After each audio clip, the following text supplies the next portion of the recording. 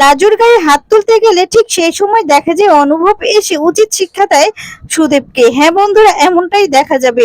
বিস্তারিত জানতে ভিডিওটিতে লাইক দিয়ে চ্যানেলটি সাবস্ক্রাইব করে দেখতে থাকুন। গল্পের শুরুতেই দেখা যাবে অনুভব লাজুকে হস্টেলে নামিয়ে দিয়ে যায়। বনলতা সবটা দেখতে থাকে আর মনে মনে বলতে থাকে, লাজু তুই এত চালাক। আর তখন বলে, তখন তো অন্য একটা গাড়ি ছিল, তার মানে অনুভবই তোকে অন্য একটা গাড়ি দিয়ে নিয়ে গিয়েছিল। আর তুই সবটা জানতিস যে আমি এখানে আছি, সেই জন্য আমি যেন না দেখতে পাই, সেই জন্যই তুই এমনটা করলি। তুই তাড়াহুড়ো করে গাড়িতে উঠে চলে গিয়েছিলি, তুই তো ভাবতে পারিসনি যে এতক্ষণ আমি এখানে দাঁড়িয়ে থাকবো, তাই এখন তো এলি, তাই তো। আর তখন বলতে থাকে, এদিকে লাজুর হাতে অনুভব ফুলের তোড়াটা দিয়ে দেয়। তারপর দেখা যাবে লাজুকে লাজুকে ফুলের তোড়াটা দিয়েই সেখান থেকে অনুভব চলে গেলেই বনলতা তখন বলতে থাকে যে তোমরা সারাদিন একসঙ্গে ঘোরাফেরা করেছো, আর কি উদযাপন করছিস লাজু আমার চলে যাওয়াটা। আর তখন বলতে থাকে যে বনলতা তো প্রচন্ড রেগে যায়। অন্যদিকে দেখা যাবে যে অনুভব আর লাজু দুজন দুজনের দিকে ভেবেই, মানে দুজনের কথা ভেবেই রাত পার করে দেয়। তারপর দেখা যাবে সকাল হলেই লাজু সুদেবদের বাড়িতে চলে যায়। আর তখন তো দীপা লাজুকে দেখে খুব খুশি হয়ে যায় আর বলতে থাকে, ছোট বৌদি তুমি এসেছো। আর তখন দেখা যাবে যে সুদেবের মা এসে তখন বলে, বাবা এই তো দেখি ছোট বউ এসেছো গো, তোমাকে তো বরণ করতে হবে। আই দীপা, বরণ ডালাটা নিয়ে আয়, 3 মাস পর বাড়ির বউ বাড়িতে এসেছে, বরণ করতে হবে না। তখন এই কথা শুনে লাজু অবাক হয়ে যায়। আর তখন দেখা যায় বলতে থাকে, থাক না মা, ছোট বৌদি মাত্র বাড়িতে এসেছে, এখন থাক না। তারপর দেখা যাবে সুদেবের বড় ভাইয়ের বউ এসে তখন বলতে থাকে, লাজু তুমি এসেছো। এই বলে লাজুকে জড়িয়ে ধরে। আর তখন সুদেবের মা সুদেবকে ডেকে নিয়ে আসে আর বলে, সুদেব দেখ, তুই তুই তো তখন বললি যে বউ আসবে বউ আসবে, এই যে দেখ তোর বউ এসেছে। আর তখন সুদেব এসে বলতে থাকে, কি রে লাজু, তোর আসার সময় হলো। তখন লাজু বলে, দেখো তোমার সব কথা আমি উত্তর দিব, কিন্তু আগে স্নানটা করে আসি। আর তখন সুদীপের মা বলে, দেখেছো মেয়ের চোপা, দেখেছো কত বড় সাহস, আমাকে আবার মুখে মুখে কথা বলছে। তখন সুদীপকে উস্কানি দিতে থাকে সুদীপের মা। এরপর দেখা যায় সুদীপের মায়ের আশকারা পেয়ে তখন বলতে থাকে, লাজু তুই আমার মায়ের সঙ্গে এভাবে কথা বলবি না, বুঝতে পেরেছিস, তোর এত সাহস হয় কি করে আমার মায়ের সাথে এভাবে কথা বলছিস। তখন লাজু বলে, আমি তো ভুল কিছু বলিনি, শোনো তোমাদেরকে আমি যতই বোঝাই না কেন তোমরা তো আর বুঝবে না, তাই না। তাই আমি বলছি যে আমি ঘরে যাব, স্নান করব, তারপর না হয় তোমরা যত কথা পারো আমাকে শোনাবে, তোমাদের মনের মধ্যে যা বিষ আছে তা ঢালতে হবে তো। আর তখন সুদীপের মা বলছে, কি আমাদের মুখের উপর মানে এই সমস্ত কথা বলে এত বড় সাহস তোমার, আমরা মুখ্য। আর তখন সুদীপ বলে, এত বড় সাহস তুই আমার মাকে বলিস মুখ্য, আর মুখে মুখে তর্ক করিস আমার মায়ের সাথে, মাকে কথা শোনাস। শোন লাজু, এখনই না তুই আমার মায়ের পা ধরে ক্ষমা চাইবি, যা। আর তখন লাজু বলে, কেন, আমি কি করেছি, আমি তো মুখ্য বা অশিক্ষিত কিছুই বলিনি। আর তখন বলে, তোমরা যদি ওইরকম ভেবে নাও তাহলে তো আমার কিছু করার নেই। তখন দীপা বলে, শোন ছোট, তুই এরকম ভাবে বৌদিকে বৌদিকে কথা শোনাবি না। আর তখন লাজু বলে, শোনো আমার সঙ্গে না একদম চোখ রাঙিয়ে কথা বলবে না। সুদীপ তখন বলে, কি তোর এত বড় সাহস, তোকে কিন্তু এখনই ঘা ধাক্কা দিয়ে বের করে দিব। এই বলে লাজুর গায়ে হাত দিতে গেলে লাজু হাতটা ধরে ফেলে। আর তখন বলে, খবরদার, একদম আমার গায়ে হাত তুলবে না, আগের বার কি করেছিলাম মনে আছে তো। আর এবারে যদি এরকম কিছু করো না তাহলে আমি পুলিশের কাছে যাব, তাহলে গিয়ে আমি আবারও কমপ্লেন করব, তোমাদের মা ছেলে তো দেখছি শিক্ষা হচ্ছে না। আর তখনই সুদীপের মা বলছে, কি এত বড় সাহস মেয়ের, চোপা শুনেছো। আর তখন বলে, এ তো দেখছি দিন দিন আরো খারাপ হয়ে যাচ্ছে রে সুদীপ, কি করছিস তুই, তোর বউকে তুই বাড়ি আনতে পারছিস না।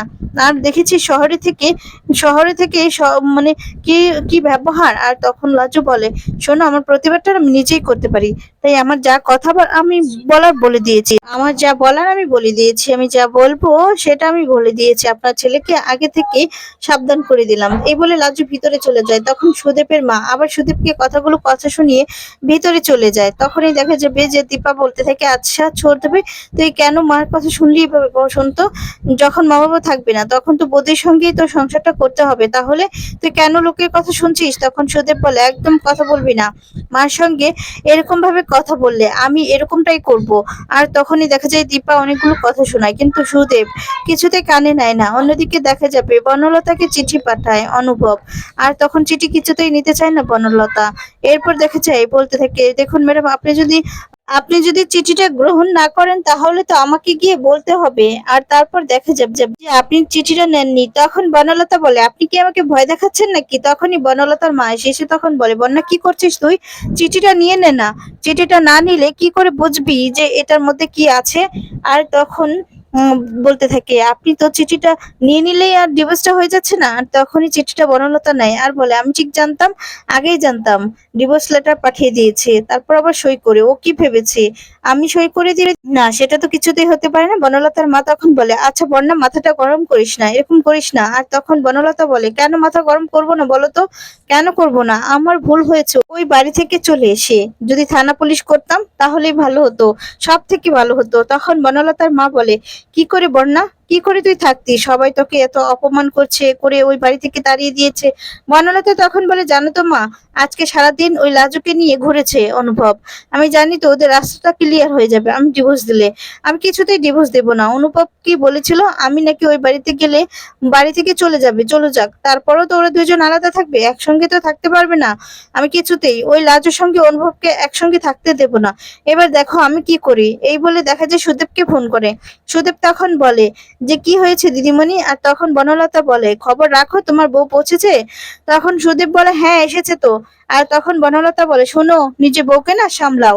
আমাকে অনুভব ডিভোর্স লেটার পাঠিয়ে দিয়েছে, তারপরে তোমার বউর প্ররোচনায়, উস্কানিতে। আর তখন বলে, দেখো টিচার দিদিমণি, তুমি তো বললে অনুভব দা ডিভোর্স লেটার পাঠাবে তোমাকে, আর তাহলে লাজু কেন পাঠাতে যাবে? তখন বনলতা বলে, শোনো, তোমার মতো বোকা না আমি দেখিনি। কালকে সারাদিন তোমার বউ ওই অনুভবের সাথে ঘুরেছে, সেই জন্যই তো কালকে আসতে পারেনি। আর তুমি তো নিজের বউ বাড়িতে গিয়েছে বলে খুশিতে নাচছো, তাই না? শোনো, আমাকে অনুভব ডিভোর্স দিয়ে দিচ্ছে, তারপর তোমার বউ তোমাকে ডিভোর্স দিয়ে দিবে, আর তারপর ওরা একসঙ্গে সংসার করবে। এখনো পারলে আটকাও, সময় আছে। তখন এই বলে ফোনটা রেখে দেয়। ওইদিকে লাজু মনে মনে বলতে থাকে, না, নিজেরটা নিজেকে এবার থেকে করতে হবে। এখন থেকে কারো কোনো কথাই শুনলে চলবে না। আমার পড়ালেখাটাই হলো আসল লক্ষ্য। আমি লেখাপড়া করব, তারপর ডাক্তারি পড়বো, এরপর আমার ডাক্তার পড়তে কেউ আসলে আমি ছাড়বো না। তারপর এই বলে রাজু বাইরে আসে। তখন সুদীপের মায়ের সঙ্গে কথা বলছিল। আর সুদীপ তখন বলছিল, কি রে, কালকে তুই সারাদিন কোথায় ছিলি? ও, এই জন্যই তো বলছি বাড়িতে এসে চোপা কেন? তো চোপা বেড়ে গেছে তাই তো? তখন লাজু বলে, কি বলছো বলো তো, তুমি এরকম ভাবে কথা বলছো কেন? সুদীপ তখন বলে, কি করব আমি? কি করব? এরকম ভাবে কথা বলবো না, কি করব? তুই কি ভেবেছিস যে তুই কি করেছিস সেটা আমি জানবো না? আমি সব জানি। আর তখন লাজু বলে, শোনো, তোমরা যখন সব জানোই, তাহলে তোমাদেরকে কে কি বলেছে সেটা আমি জানি না। তোমাদের তো নিজেদের কোনো জ্ঞান বুদ্ধি নেই, অন্যের কথায় উঠো আর বসো। কি বলবো, কেউ তোমাকে হয়তো তোমাদেরকে উস্কিয়েছে। তখন সুদেব বলে, কি তুই এরকম ভাবে কথা বলছিস? তখনই দেখা যাবে সুদেব আর সুদেবের মা বলতে থাকে, দেখো মেয়েটার কাণ্ড, মেয়েটা এত কিছু করে এসেছে, তারপর মুখ থেকে বড় বড় কথা যাচ্ছে না।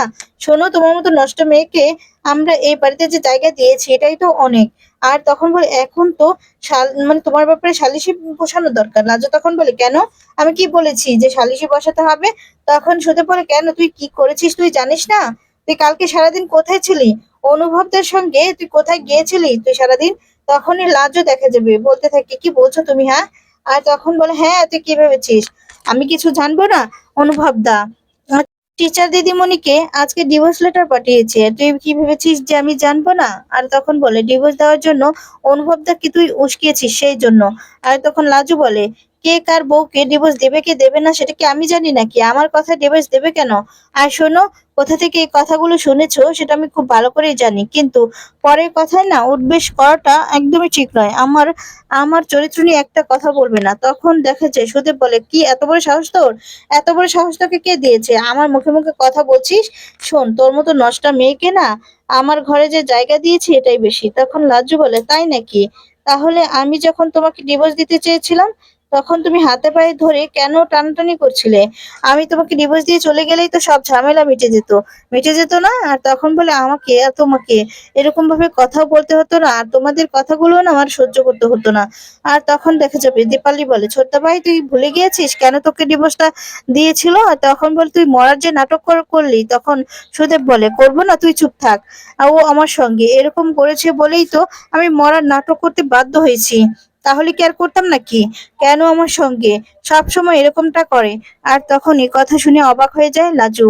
লাজু তখন বলে, তার মানে তুমি বলছো যে তোমার কোনো দোষ নেই, তাই তো? সব দোষ আমার?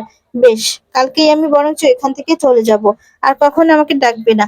তোমাদের যদি এতই অপছন্দ আমার, তাহলে কেন আমাকে ডাকো? আমি তো আসতে চাই না, আমাকে কেন ডেকে নিয়ে আসো? তখন সুদেব বলে, ও আচ্ছা, এখানে না আসলে তোর আরো সুবিধা হতো তাই না? আর তোর তো সুবিধাই হতো, অনুভব দাদা তো ডিভোর্স দিয়ে দিয়েছে ওই টিচার দিদিমণিকে। তারপর তোরা দুজন একসঙ্গে ঘুরবি ফিরবি থাকবি। লাজু তখন বলে, খবরদার আমার সঙ্গে চোখ রাঙিয়ে একদম কথা বলবে না, আর এসব কথা তো আমার নামে বলবেই না। সুদীপ তখন বলে, কি করবি তুই?